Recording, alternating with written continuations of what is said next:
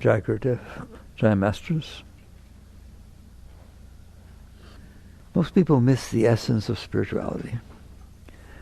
Even in great techniques, and I don't talk against them, they're wonderful and you should use them.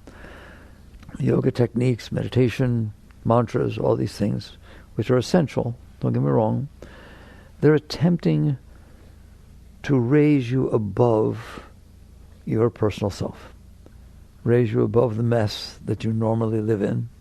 The fears, the jealousies, the insecurities, the attempts to be accepted, the wanting people to respect you, whatever you want from life you think will make you happy, and avoiding what bothers you.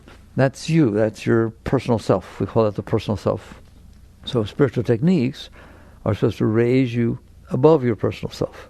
And so you learn to breathe, you learn to do asanas, you learn to do mantras, you learn to all kinds of things which transfer your consciousness off of, I hope you don't mind if I call it that mess that you normally live in, your natural mess. You do know what I'm talking about. I mean, you do have trouble, don't you? Especially inside. Forget your trouble outside. You only have trouble outside, you have trouble inside. You want things, and you fear things. You want things and you fear things. That pretty much spells it all. Why do you want things? Because you're not okay. Why do you fear things? Because you're not okay. If you're okay, inside, filled with love, filled with joy, filled with well-being, no problems, inside, not outside, inside, then who cares? Life's fun. Problems are like a sport. They're challenges. Why? Who wants to be bored? But that's only if you're okay inside. If you're not okay inside, then you have to try to do things to be okay inside. I don't think anyone disagrees with that, do they? And you're very busy doing things, aren't you? Trying to get and trying to avoid. Trying to get, trying to avoid. Why? Because if what you don't like outside happens, you feel terrible inside. If you like what happens outside, you feel good inside. You're not stupid. Doesn't take much to figure that out, right? There are things outside that make me feel better inside. There are things outside that make me feel worse inside. Have you noticed? And guess what you're doing with your life? Trying to get the ones that make you feel better and trying to avoid the ones that make you feel worse. How's it working out? Someday you're going to find out it doesn't work out. Ever. I mean, temporarily it does. It's like I see it like the hamster on that little spinning wheel inside the cage, running as fast as it can to go where? It's going somewhere, but it's really not getting anywhere. It feels like it is, but it's not fixing what's wrong inside. It's just temporarily compensating for the fact that I'm not okay inside. That true spirituality starts with understanding this is a mess in here. I can run as fast as I can away from it. I can run toward things that make it feel better. I can run away from things that make it a little worse, but I'm running. My mind's spinning 1,000 miles an hour trying to figure out what do I need and how do I get it. What I don't want, how do I avoid it? That's why your mind's so noisy. Because it's trying to do something. It's trying to take care of you. I'm not okay. Help. Help. How do I get him to like me? How do I get him not to go out with somebody else? How do I get him to make sure he calls on time? What do I do if he's 5 minutes late calling? What if she doesn't do this? It's very natural that the mind would be like that. Don't you dare get mad at your mind. Your mind is trying to help you. It doesn't know how to, but it's trying to help you. Every single thing it says is trying to help you. It's trying to figure out, given where it's at now, what it knows, what experience it's had, it's trying to figure out how to make it better. And people get divorced because they're not happy with their marriage, don't they? People run after something, run after gold medals, run after money, run after vacations, run after jobs that turn them on. I'm daring you to be that open. Do you run after jobs that turn you on? Would you like to find a job that makes you passionate? That's not what I want for you. I don't want you to find a job that makes you passionate. I want you to be passionate about every single moment of your life, no matter what's happening. There, that's spirituality. So, one, you're out there trying to get what you think you need in order to be okay. That's it. What spirituality, true spirituality says, is why am I not okay? Is that really my natural state? What's the natural state of your body? Health. How do I know that? There's this immune system that's in there trying to make it healthy. There's all kinds of organs doing all kinds of things. There's 25 trillion cells inside your body doing every single thing they can to make you healthy. Now, can it be off? Yes, something can go wrong. Something can go wrong with everything. But 99, go check it out. Here's a statistic for you. I haven't really checked it out, but I guarantee it's right. 99.9% of the moments that all bodies exist, they're healthy. Sickness is not the normal thing. Our hospital is not filled with 8.3 billion people every second. Well, what's happening when they're not sick? They're healthy. They're well. How do they do that? They're amazing things, these bodies. They know how to stay healthy. They're built to stay healthy. They're phenomenal things. If your body, which is the grossest part, I don't mean disgusting by gross, by the way. I just mean matter, made of matter. The grossest part of your being is capable of taking care of itself at that phenomenal level. What about your mind and your emotions, your inner state? That's much higher. That's a much more spiritually elevated state of your being than your physical body. The inner state is way higher. Why is its natural state not okay? If the body's natural state is okay, it has all kinds of systems to make it be okay, doesn't it? Well, why do you think your inner state's natural state is, I'm not okay, I better get to work? Because you're busy all the time, aren't you? Trying to be okay, trying to figure out how to be okay, trying to get what you need and avoid what you don't. I've told you that. Why would that be? It's not. The natural state of your inner being is ecstasy. Ecstasy, not well-being.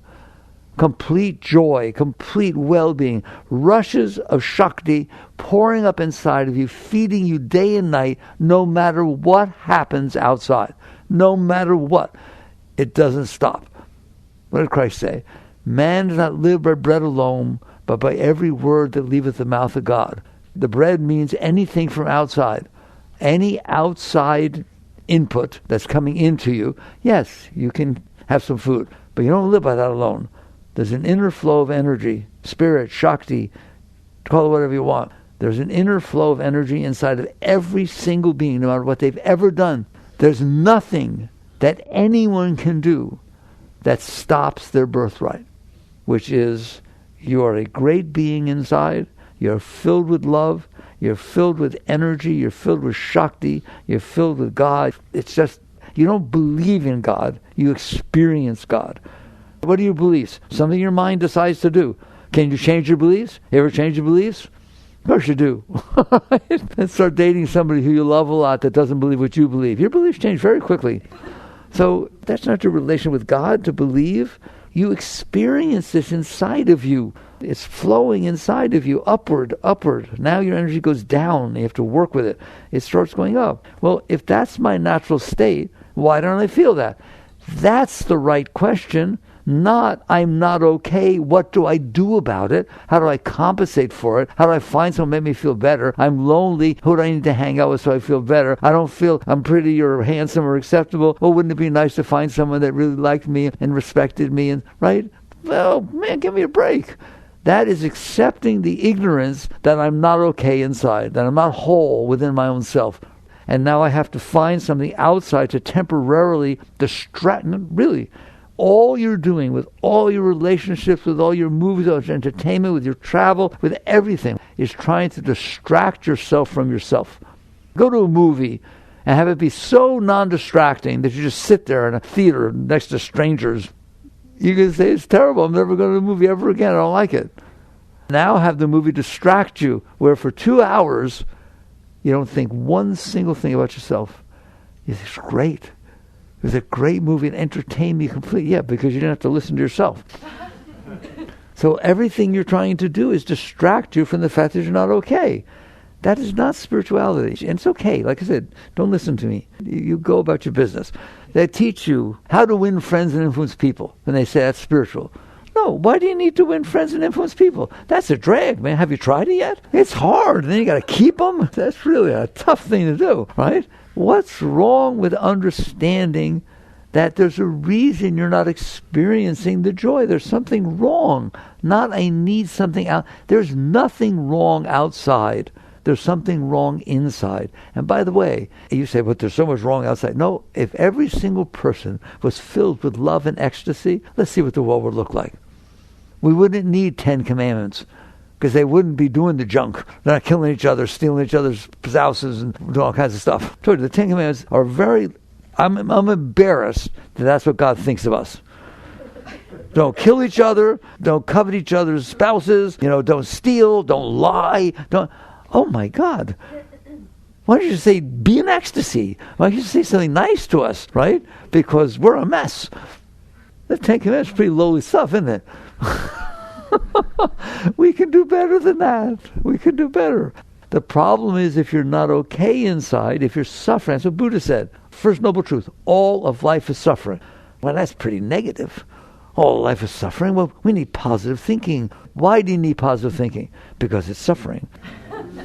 That's why you need positive thinking, because it's not so positive in there. I want to talk about real spirituality. Real spirituality is understanding, not I need to attract to myself things that will make me feel better, and nothing wrong with those things, right? Not that I need a relationship so that I feel needed and important and so on. No, there's nothing wrong with relationships.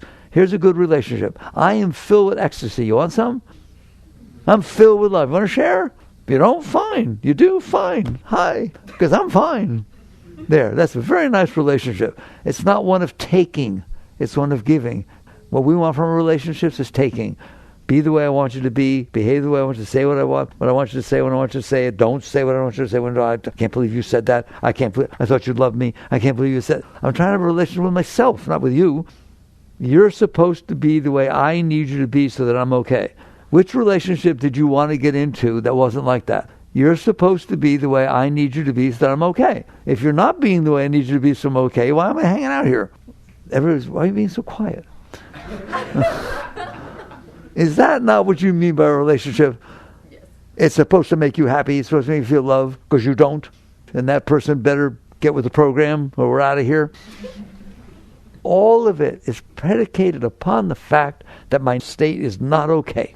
I don't even think about it. Of course it's not okay. I've been in here the whole time. It's not been okay the whole time. So of course it's not okay. That's like saying my body was meant to be sick. It's sick all the time. I better go out and do things all the time, to try and make it feel better. Well, that's not how you look at your body.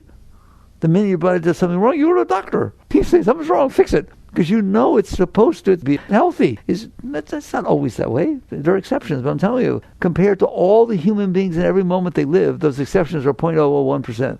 So your natural inner state is beautiful.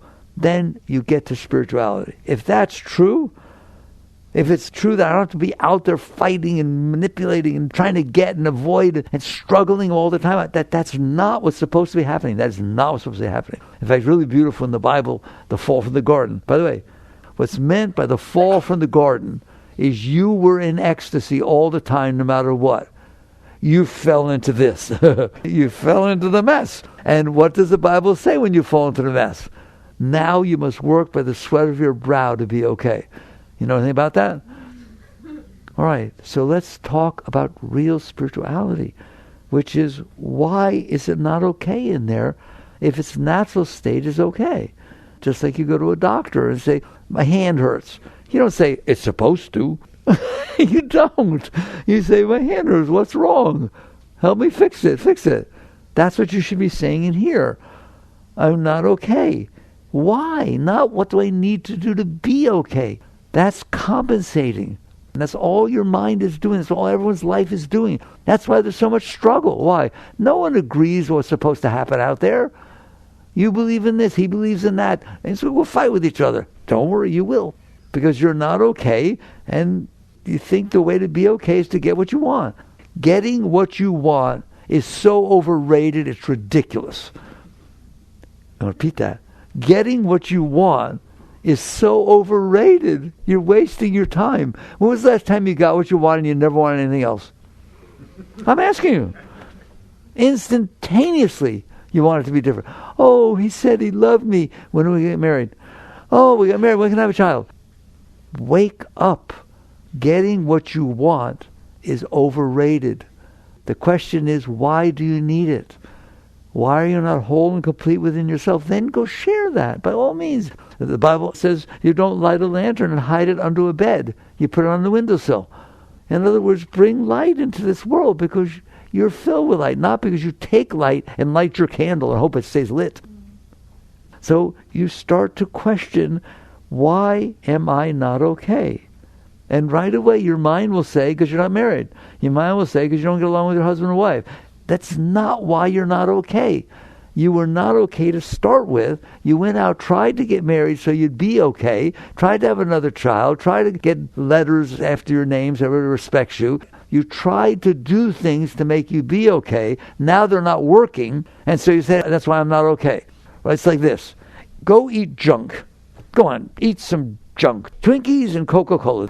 Just eat some stuff makes your stomach sick. But you're very good because you have Pepto-Bismol in the house.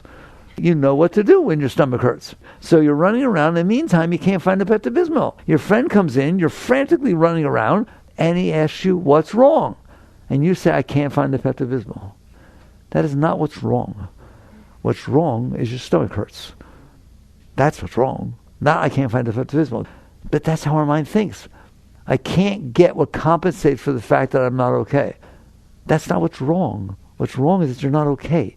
So what's wrong is they've been eating Twinkies and drinking Coca-Cola. That's an analogy I want you to think of. From now I'm going to say Pepto-Bismol. You know what I mean? You're doing something wrong inside, but you're trying to compensate outside. So you finally get right down to it. Why am I not okay inside? And I don't want the word okay. That's not good enough for me. Why am I not filled with love? The most love you've ever felt.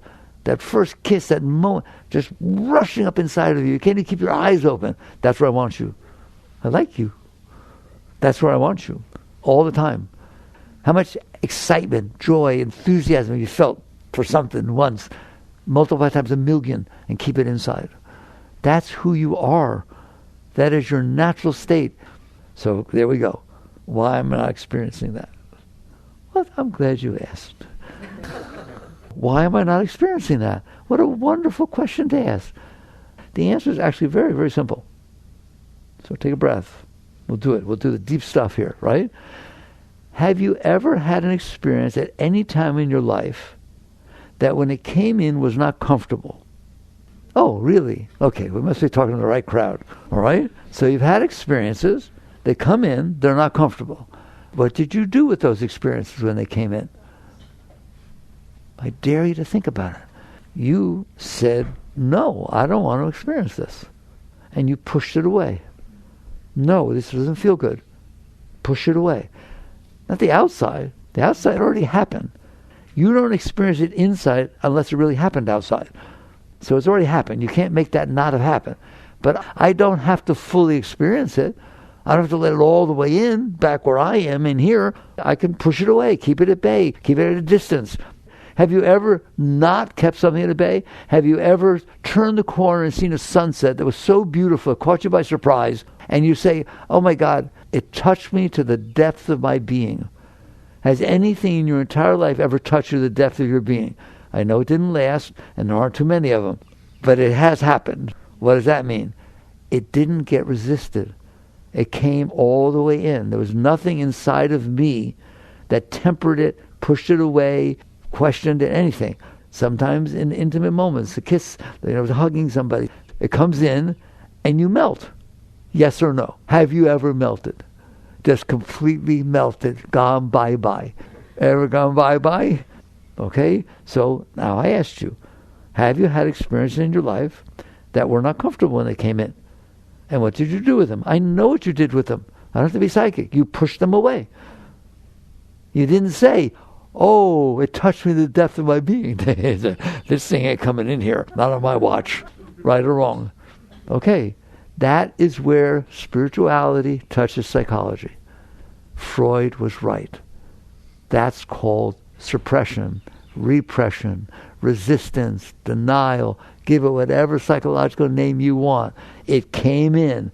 How do you know? You know it came in. It came in and you push it away. One thing I want you to go study. I like Freud very much, all right? It's wonderful that he taught us this, right? I don't see that Freud ever said who suppresses. He said you suppress. And then he talked about the terrible things that happen when you suppress things. They come back up. They rot down there like a virus. Who's doing the suppressing? That's the world of spirituality. That's spirituality. You in there who didn't want to experience that and used your will to push it away. It became suppressed. Now we have the field of psychology. If you don't do that, they're out of business. If you don't eat Twinkies and Coca-Cola, then gastroenterologists are just, they're out of business. It's like you're doing something that creates a messed up psyche. What? I asked you, how did it get to be messed in there? If you store every single thing that ever disturbed you inside of you, what's it going to be like inside? Disturbed. I swear to you, that's the only reason, I'm going to whisper, the only reason you're not feeling ecstasy is because you did this. You shoved energy that you couldn't handle when it came in on top of your energy flow. That's the essence of spirituality, the essence of yoga. And you do it not just with big things, traumatic things. You do it every single day of your life. It's too hot. The driver in front of me, they didn't use his blinker. Nice blinker, buddy. You're just pushing garbage down. And it's so funny. Why would you want to keep what doesn't feel good? But you do keep it, don't you? It comes back up, doesn't it? Does it come back up? Yeah, it does. You have to keep working with it because you stored it. Get real quiet. Take a breath. What a silly thing to do. What a silly thing to do, to go to a restaurant and have food that made you sick and ask for a doggy bag and take it home and have a special room called the sick room. And every morning, go in and take a little spoonful to remember how sick it made you. Why would you do that? Why are you doing that? You were in a bad mood yesterday. You said something to me I didn't like. I thought you loved me. I can't believe you said that. I would never say something like that to you. Okay? Now, you don't like it? Let it go. No. Because I didn't like it, I'm going to store it. So I always remember how bad it felt, so I don't let you do it again. I'm speechless. Why would you do such a thing? I guarantee you, if you said something to me like that, the next time I see you, I'm not going to love you. Until you do what? Until you apologize. You didn't mean it. I want you to really apologize. Well, what does that mean, apologize? And what do you mean, I didn't believe you? It wasn't sincere enough. I want you to say something that neutralizes what I stored in here that makes me feel bad about you, and you better start talking. Or I'm going to keep this stored in here, and you'll be sorry. No, you'll be sorry. Now you understand why you don't feel love. You need things to happen out there to distract you from the mess you made inside yourself. This is a spiritual discussion, not all this other stuff about how, even though you're messed up, what can you do to not feel it? Well, where can you go when you travel? Even though you're messed up in there, what can I do to transcend? That's a very spiritual word. To transcend what? My mess. Isn't that what we're transcending? Okay? Well, spirituality, real spirituality says there's no reason for a mess to be in there. You did it. That's nice that you did it. Mommy didn't do it. You just store what mommy did. Your first boyfriend who dumped you for your best friend, no, they didn't do that. They did that, but it was over. When it happened? 30 years ago. Why is it still in there? Why every time you hear the guy's name do you get all upset? Why? Because he lived in Texas. You don't want to live in Texas. That was 30 years ago. Do you see what a mess you made in there? Did you make a mess in there? The event was not good. There's events. There things happen. Yes, they do. There's yin and yang and dark and light. All kinds of things happen in this world. And some of them happen in front of you. You don't care if they don't happen in front of you. That's fine. You don't care. All right? But if they happen in front of you and get in and they don't feel good, you stored them. I'm going to stress that point. You did it. Don't you dare blame anybody else. The event happened. It's over. All that junk you have in there Freud talked about, it's over. Your blankie, mommy, daddy, everything. The sister that they like better than you, and all the garbage from your childhood. It's not happening anymore, folks. It happened years and years and years ago. It should have no influence on you ever again. It's over. Why are you doing that? Spiritual says, you pushed it down there. Let it go. Can you? Yes, of course you can. Of course you can. There does not have to be anything in there. How do I know? Because when it comes back up, you push it back down. You know we don't talk about that around your father. He can't handle that. Great. Thanks, Dad. Good example you're setting. There should be nothing in there. How would you like if magically God came down, touched your head, and that stuff wasn't in there anymore? You really want to keep that stuff in there? Wouldn't it be nice not having it in there? Okay, I know he hurt you. I know you didn't feel good about it. But wouldn't it be nice to be over? It's over, fine. He hurt me 20 years ago, 30 years ago. Wouldn't it be nice to not have that stuff in there? What would it be like? You would interact with the moment, with the presence of your being, with love, with inspiration, with excitement. Every single moment, everything. Well, what if things happen that are uncomfortable? Of course things happen. There's yin and there's yang. Things happen. People are born and people die. Good thing. We'd be very crowded. Well, how can I be in ecstasy if I love somebody, I'm sharing the love, and they die? Because you can enjoy the experience of the pain of death.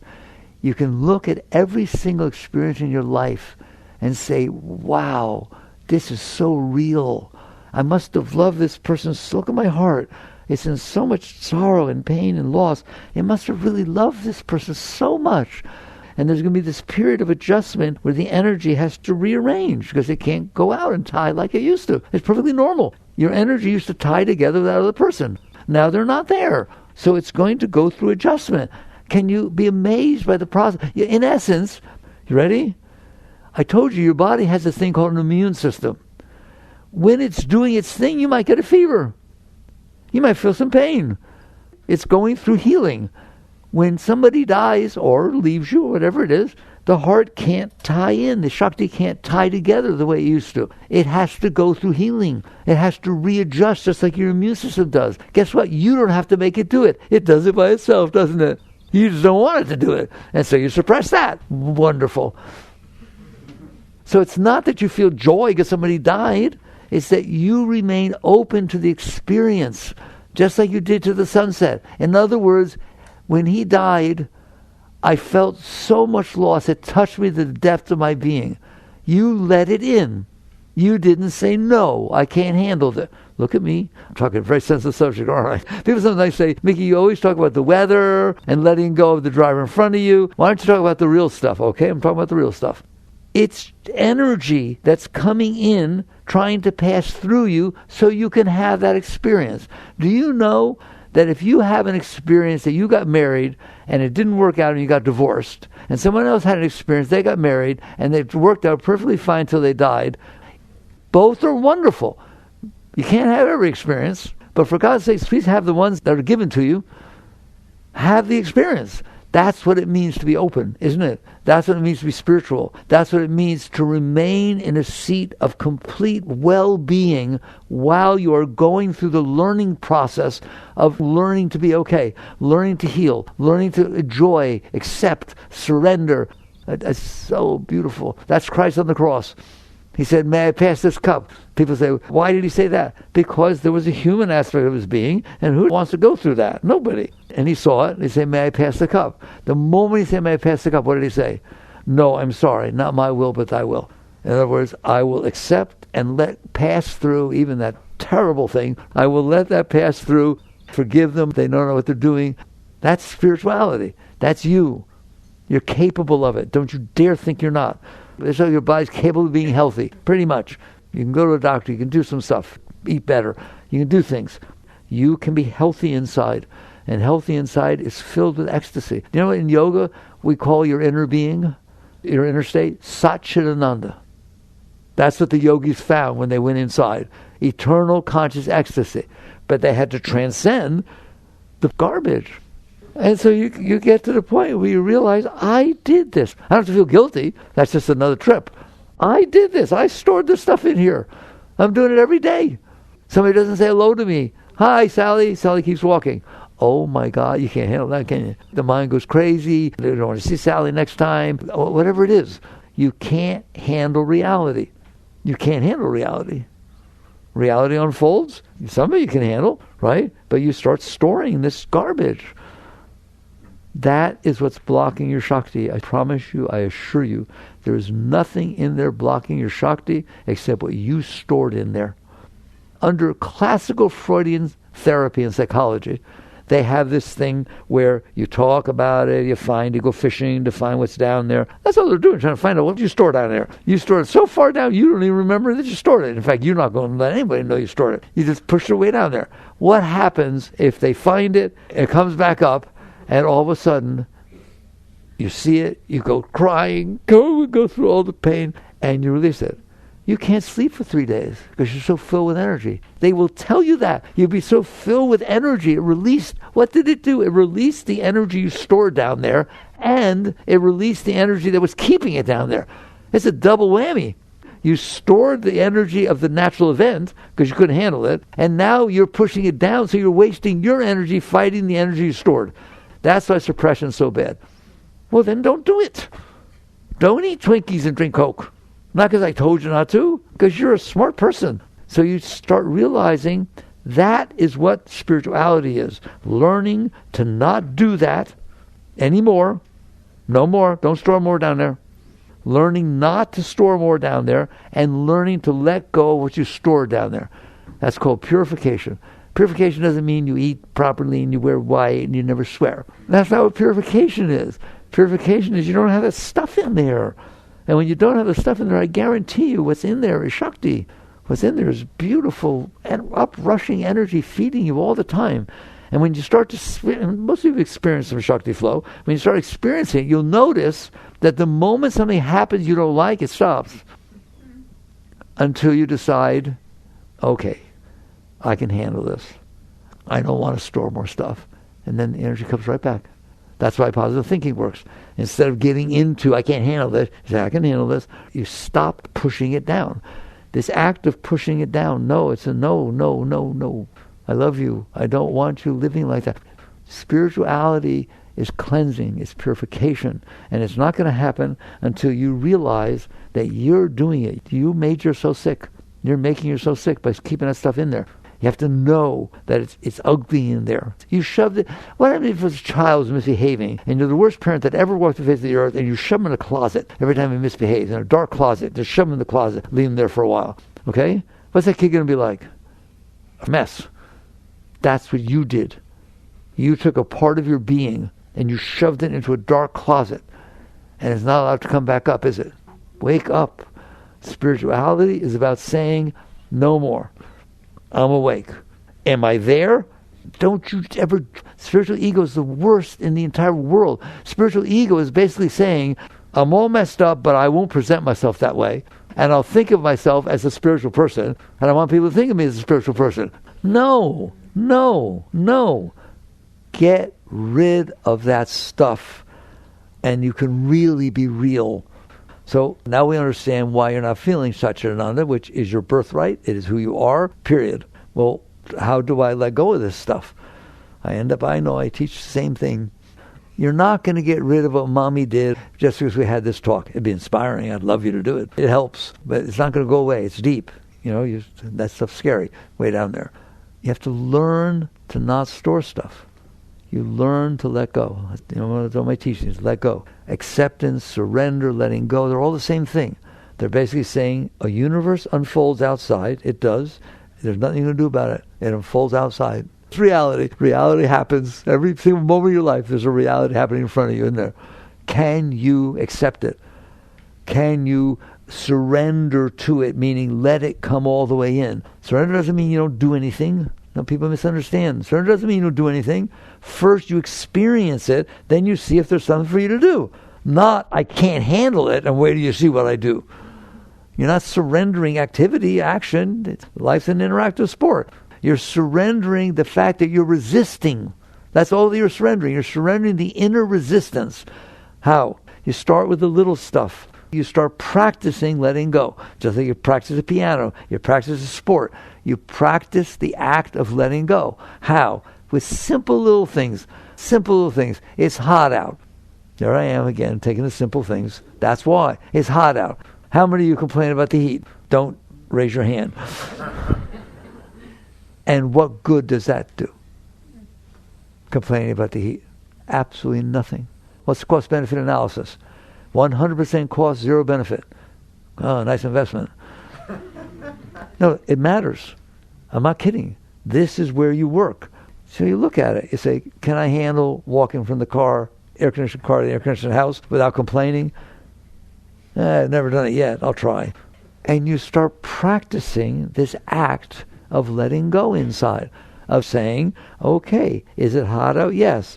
Is it coming in? Do I feel it as heat? Yes. Do I have to resist it? Do I have to get negative? Do I have to say I don't like it? I told you. I remember the moment of my life that I did this back in the 70s. Mickey's complaining. I didn't have air conditioning. The car wasn't air conditioned. The house wasn't air conditioned. I'm living out here in the middle of the woods or the field, and he's complaining. And so I said to him, why is it hot?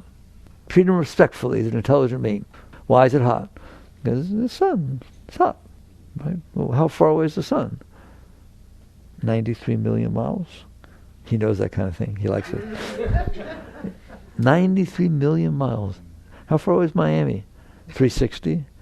If all of Miami caught fire, would you feel it up here? Not a chance. Not 1 degree would change. That thing's 93 million miles away, and you're complaining about the heat? Why don't you marvel? And by the way, is it the sun, or is it a star? Whoa. You're so close to one that you feel its heat. Wow, it's pretty neat. Now every time I feel it, I just, wow, I'm next to a star. That's pretty freaking neat, right? And I always tell you, 1.3 million Earths fit inside the sun. Just please remember these numbers.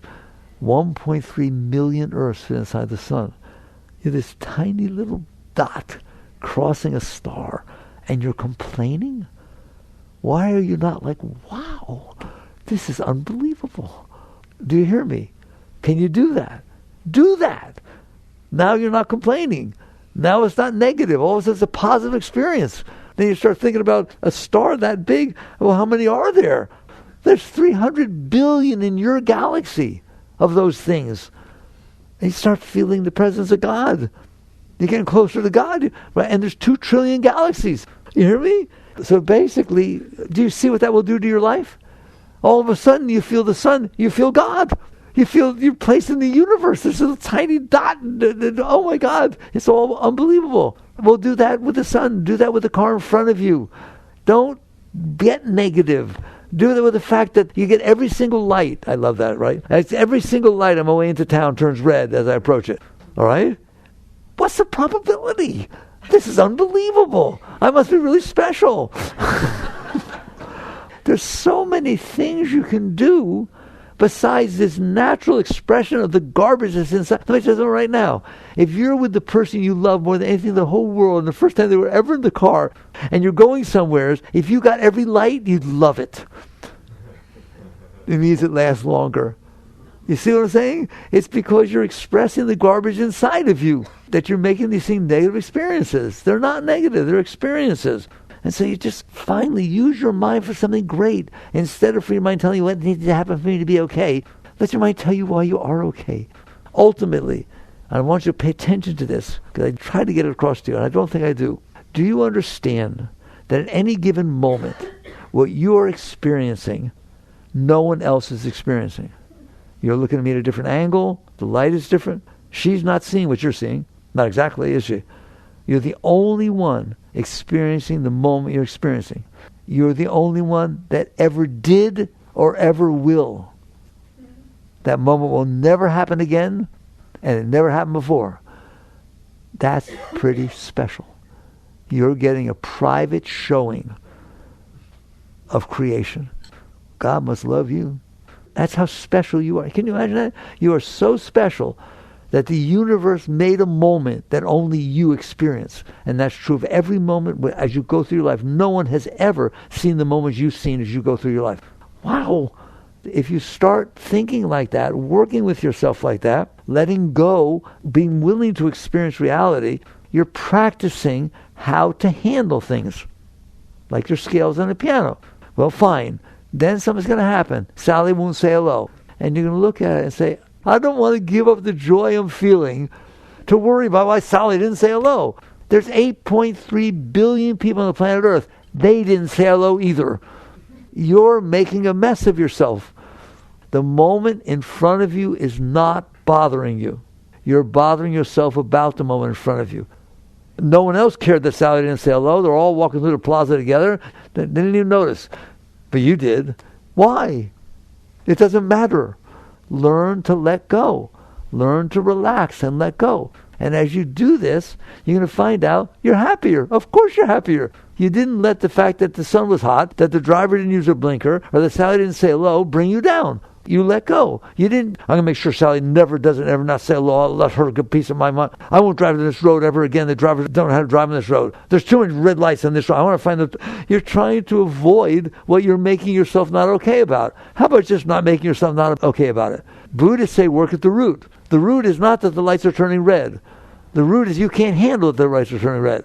It's better to work on being able to handle it than trying to manipulate the world so it doesn't do what you can't handle. Here, I'm going to repeat that one. Better to work on being able to handle life than trying to manipulate life so it doesn't be the way you can't handle. Once you fix yourself, it's all fixed. There's a line in Be Here Now. I remember it clearly. The Ramana said that when they were teaching him, when he first went to the ashram, somebody stuck their head in and said, when you wear shoe leather, the whole earth is covered with leather. Then they close the door. That's his teaching for the day, or the week. Is it not true? When you wear shoe leather, the whole earth is covered with leather. When you create problems inside of yourself, the whole world's a problem. When you can't handle that Sally didn't say hello, it's a problem that Sally didn't say hello. Take off the shoe leather. All of a sudden the whole earth's not covered with leather. I don't have to go out there and make it not be covered with leather. That's what it's teaching you. So you are a great being, and you're filled with love, and you're filled with joy, and you're filled with total self-fulfillment, which you then get to share. You don't not share it. You share it once you're feeling it. Okay? And the only reason you don't feel it, don't you dare think anything else, the only reason you don't feel it is because you stuffed this stuff in there. So what happens is you start to handle the sunlight, you start to handle the driver, you start to handle Sally, and all of a sudden, and I'm warning you, by the way, this is, skull and crossbone, this is the warning, when you can start handling the daily stuff, that's what I want you to do. Just don't worry about the big stuff. Just your daily stuff. Wake up in the morning, I'm going to handle today. I don't care about the past. I'm going to handle today. I'm not going to shove any more down there. Oh boy, it's a sport. It's called the don't shove down there sport. All right? It's better than a touchdown. It really is. And you just practice. You practice all day. And you practice. You do best. You won't do perfect. You do your best. Let go. It's a sport. You're getting better. Then what's going to happen when you get pretty good at it, you're not shoving more stuff down there, the old stuff's going to start coming up by itself. Why? Because it's a LIFO stack. Last in, first out. That which you shove down today is what you're going to think about tonight, what you're going to think about and tell people about. And you stop shoving down there, all of a sudden the old stuff starts coming up. All by itself. You don't have to do no therapist. It's free. See, you save a lot of money. It comes up. Now what are you going to do? You're going to find out that you can handle it. You're going to find out that nothing will come up that you aren't capable of handling. You won't think you're capable of handling it, but you'll never be challenged. The universe is perfect. You shove that down there, it's going to come up. And what do? The same thing you did with the sunlight, the same thing you did with the driver, the same thing you did with Sally not saying hello. It starts to pull you down. It's hard. You don't like that stuff. Doesn't it pull you down? It starts to pull you down. You say, no, I don't think so. I am not going to give up this joy for that. And you start welcoming it up. Ultimately, you welcome it up. You don't tolerate it. I'll let it go. I can let it go. No, that's okay, but you're still keeping it at bay. Do the best you can. I'm telling you, you will reach a point where it gets so high in there that you don't want to go down. And you like the fact that it's coming up. Why? Because every time it came up before, it was higher underneath. Of course it's higher underneath. That's what was blocking your Shakti. And you start welcoming it. You start looking at it. You apologize to it for having shoved it down there.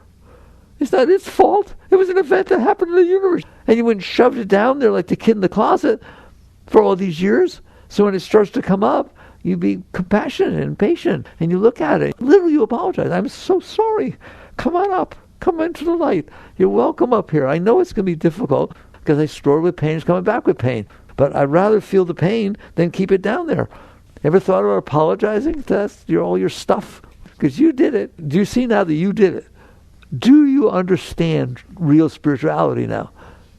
That's spirituality. Cleansing. Your meditations will become spontaneous. You'll be sitting there watching TV. It'll entertain your mind a little bit. And next thing you know, all the shakti's pouring up inside of you. I want to tell you, you're driving your car, and it's so beautiful. You better have one of the auto-driving things. You just need some help because you're being in ecstasy. You feel joy. Well, people ask me, can I go to work if I'm feeling all this joy? You can't keep yourself from work. It's passionate. You feel inspired. You can't wait to get there. Now do you understand spirituality? This talk was about understanding real spirituality. It's not about getting what you want, is it? It's about being so filled with ecstasy and love that there are no wants. You don't suppress your desires. You don't deny your desires. It's not renunciation. It's purification. It's ecstasy. There are no desires. You're already totally filled. Now go share that. Share that. All right. Thank you for listening. Jagradev.